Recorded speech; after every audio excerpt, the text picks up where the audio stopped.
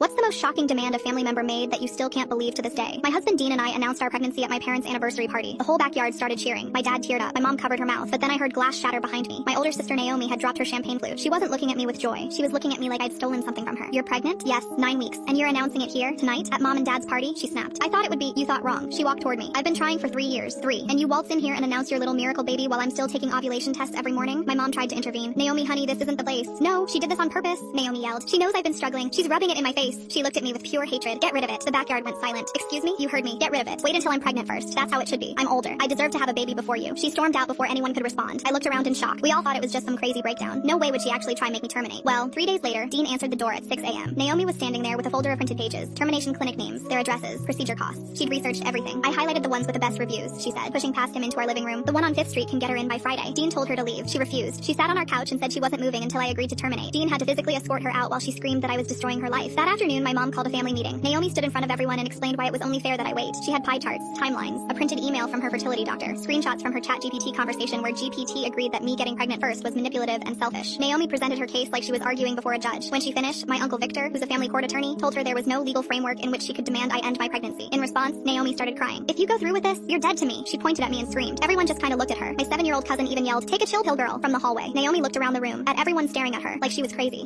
She started stammering. "I'll never speak to any of you again if you let her have this." She sat down on the couch sobbing, literally cradling herself. We all collectively pointed toward the door. She finally looked up. Mascara streamed on her face. "This isn't over," she stormed out. Slammed the door so hard the framed picture of my pregnancy test shattered on the floor. We didn't hear from her for 6 blissful months. But then my baby shower happened. 30 people in my mom's living room. Gifts piled on the table. I was 8 months along. The doorbell rang. My mom answered. Naomi walked right past her. She came in wearing a tight dress that showed off her own pregnant belly. She had a sash across her chest that said, "Mommy to be." The room went dead quiet. "Surprise," she said, spinning around. "I'm due in 10 weeks." She smiled at me, but it wasn't a real smile. She walked over and hugged me. While her arms were around me, she whispered in my ear, "I don't care what I have to do. Mine is going to be born first. I mean it." Then she grabbed a cupcake and left. Everyone was more confused than anything. I spent the next few weeks worried about Naomi showing up and hurting my baby. Dean triple-checked every lock before bed. I even called the police to see if anything could be done. And then, 5 weeks later, I got a call from my mom at 2 a.m. She was hysterical, sobbing so hard she was out of breath. "It's Naomi. Please," she gasped. "Come over right now." Dean drove me to my mom's house. I rushed in, expecting to see Naomi, but she wasn't there. And neither was my dad. Where was my dad? I found my mom crying, sitting against the bedroom wall. What happened? I took her hand. She cried into my shoulder for a few minutes before looking up and explaining everything. Naomi had been rushed to the hospital. Turns out she'd been taking black market labor-inducing drugs, but they weren't working fast enough, so she found someone. A woman she met in a Facebook group who claimed she was a midwife back in Guatemala. Naomi paid her $500 to perform an emergency C-section in her apartment. She was only 30 weeks. The woman used a box cutter. They sterilized it with vodka. There was no anesthesia. Naomi passed out from the pain halfway through. The woman panicked and called 911. When paramedics arrived, there was blood pooling in the hallway. The neighbors said they saw it seeping under her door from the outside. The baby came out gray, went straight into the NICU. Naomi went into surgery, but they couldn't stop the internal bleeding. She flatlined twice. They saved her, but she slipped into a coma. Doctors don't know if she'll wake up. The baby survived. He's in an incubator. And now everyone is battling over what happens to baby Pingus. Oh, and turns out my dad was just in the bathroom taking a crap.